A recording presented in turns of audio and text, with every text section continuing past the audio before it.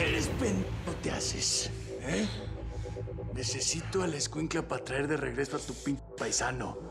Así que deja de meterte en lo que no te importa. Ya te lo dije varias veces, no sirves para opinar. Es que, ¿sabe qué, don Teca? Ay, suélteme, déjeme respirar. Como usted me dijo la otra vez que yo era como la mujer suya, entonces yo pensé que yo podía opinar en esta casa común y corriente. Tú eres una incubadora. Aquí adentro está mi nieto. Y cuando el niño nazca, si se me pega la gana, te aprieto el botoncito y se apaga la máquina.